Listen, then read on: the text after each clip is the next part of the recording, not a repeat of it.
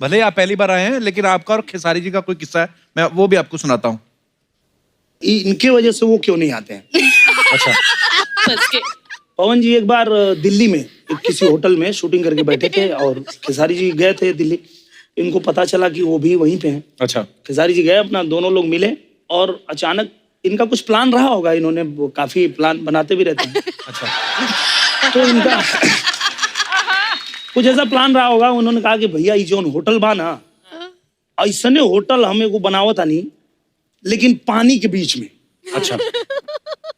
और cut to वहां से पवन जी उठ गए।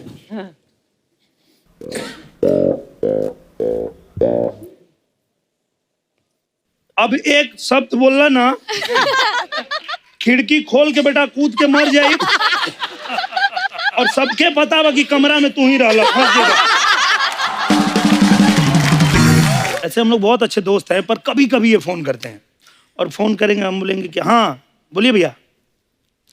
ए यार हम पागल हो जाए का।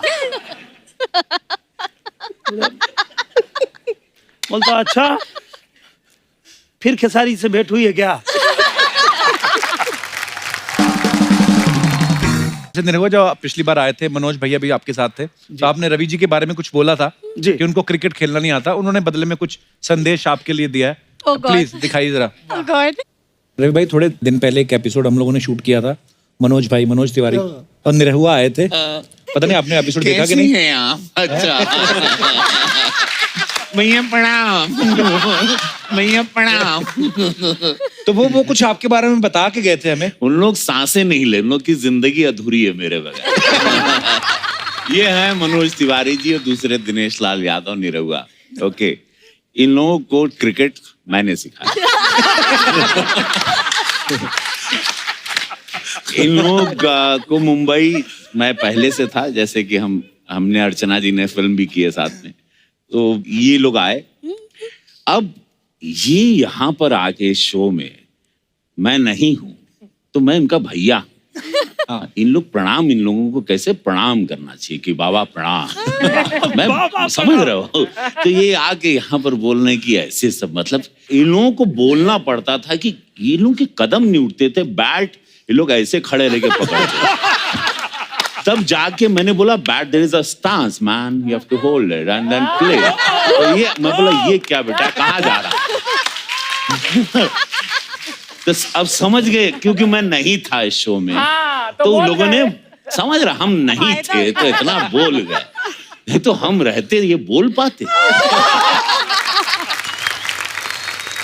लेकिन एक अच्छी बात है कि भोजपुरी इंडस्ट्री में इतना स्ट्रेस नहीं है कि आपकी कमर मतलब 19 इंच की ही होनी चाहिए। हमारी हिंदी फिल्म इंडस्ट्री में बहुत स्ट्रेस है हीरोइंस पर। स्ट्रेस बहुत है मैम, लेकिन हम लेते नहीं है। हमको जो खाना है हम खाएंगे। और हमारे जो फिगर है यहाँ के भोजपुरी इंडस्ट्री के जितने भी हीरोइंस हैं, ये तो पतली हैं, अभी ये भी पतली हो गई है, बट फिर भी हमारे जो गाने बनते हैं सारे पतली कमर पे ही बनते हैं। होती किसी की नहीं है, गाने बन रहे हैं। सबसे हाईलाइट तो ये है, काजल जी के साथ मेरी पहली फिल्म थी और काजल जी शूटिंग में जाने वाले थे, उससे पहले इन्होंने मुझे एक डब्बा ला के दिया। अच्छा। और बोला कि मेरी माताजी ने आपके लिए दिया है। तो मैं बोला, अरे क्या बात है, थैंक यू। उसमें घी था। अच्छा। अब मैं जो है चावल में भी थोड़ा डाल देता था, दाल में भी, सब्जी में भी, और शूटिंग पे भी लेके गया, वहां भी खा रहा था। अच्छा। तो डायरेक्टर संतोष मिश्रा थे, वो बोले, भाई आप इतना घी क्यों खाते हो? हाँ। मैं बोला, यार इतना प्यार से काजल जी ने दिया, उनकी मम्मी ने दिया है तो खा रहा हूँ।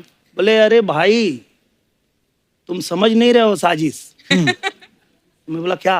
अरे मैंने उसको बोला था पतली होने के लिए, वो खुद तो पतली नहीं हो रही, तुमको मोटा कर रही है।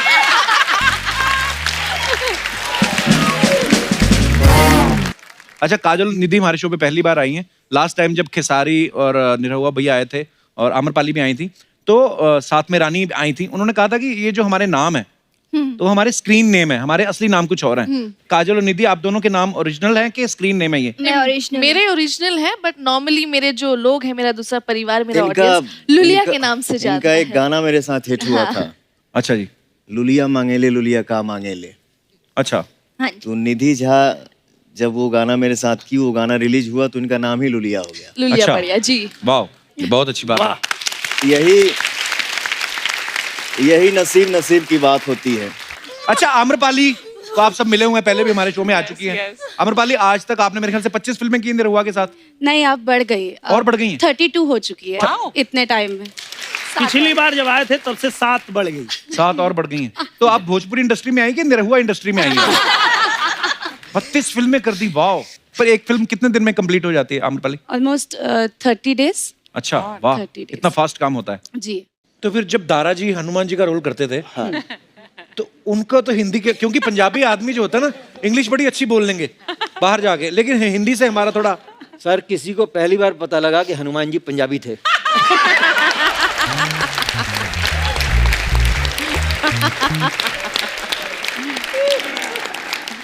तारा जी ने जितनी भी हिंदी बोली वो सब पंजाबी में ही बोली।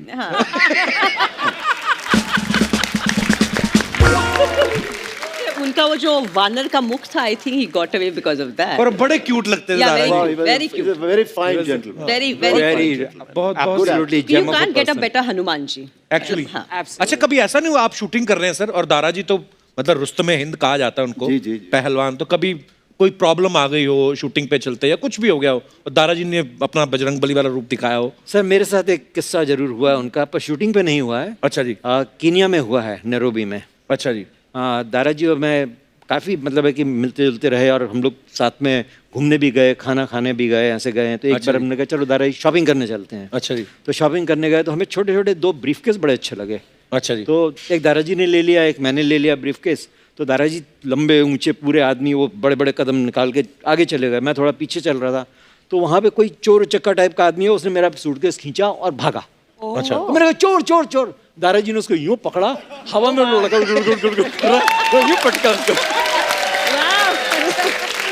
लता जी भी कम नहीं है जी। चाहिए। डीडीएलजी के गाने रिकॉर्ड कर रहे थे हम लोग वेस्टर्न आउटडोर में।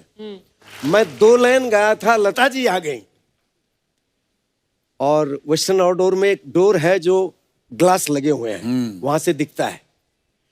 तो लता जी को देखते ही मेरे तो होश हवाश उड़ गए। तो मैंने बोला दीदी आप रहोगे तो मैं तो गा नहीं पाऊंगा। तो बोली कि नहीं, मैं पर्पसली आई हूं तो तुम्हारा गाना सुनने, और मैं यहाँ बैठूंगी और तुम्हें गाना गाना पड़ेगा। अच्छा। मैं बोला पॉसिबल ही नहीं है। तो यश जी आए, बोले एक काम करते हैं, लंच का टाइम हो गया है, खाना मंगाए उन्होंने, हम लोग खाना खाए, इतनी जोक सुनाई लता जी, एक से एक जोक, हंस हंस के मैं थक गया। फिर भी मैंने कहा कि बस आप यही रहिए, मैं पहले मुझे गाने दीजिए फिर आप आना, लेकिन वो मानी नहीं, वो बैठी रही, मैंने गाना गाया। ये तो बहुत सारा गाना गा लिया था लता जी के साथ, ऐसा हालत हुआ था। आप सोचो कि कलकत्ता के गली में मैं हाफ पैंट पहन के दौड़ते थे, लता जी के गाने सुनते थे रेडियो में। तो मुझे मालूम है कि सनी में 2nd फ्लोर में जो स्टूडियो हुआ करता था, उसमें बैलेंसिंग रूम में नया सावन करके एक फिल्म था जिसमें बापीदा का म्यूजिक था। अच्छा जी। और मैं कभी सोचा ही नहीं था कि फर्स्ट टाइम, मैं जानता भी नहीं था कौन मेरे साथ गा रहा है क्या नहीं गा रहा है। तो मैं खड़ा हुआ तो मेरे बाजू में एक छोटा सा माइक लगा हुआ था, तो मैंने ऐसे कैजुअली लिया, सब कर रहा है। अचानक देखा कि दरवाजा खोल के एकदम सफ़ेद साड़ी में लता जी एंटर किए। तो सोचो कि उदित जो बोल रहा था ना कि उनका हालत, तो मेरा भी वही हालत था। मैं तो उनको देख के पहले बोला, पैर छुआ और बोला कि मैं गाना कैसे गाऊंगा आपके सामने। तो बोली कि तुम बिल्कुल ठीक गाओगे, तुम एकदम चिंता ना करो, मैंने सुना तुम बहुत अच्छा गाते हो। तो मेरे को हौसला बढ़ाया उन्होंने। फिर हम दोनों ने गाया वो प्यार तुम मुझसे करती हो। फिर बाद में तो बहुत सारे गीत लाइन से। Excellent experience. But Lata ji का एक चीज़ देखा मैंने, हमने सीखा, उनसे सीखा बिल्कुल, कि सिंगर कोई भी हो साथ में उसको डोमिनेट मत करो, उनका हौसला बढ़ाओ। ये शिक्षा उन्होंने दिया था हमें, और वही आज भी वही चल रहा है। क्या बात।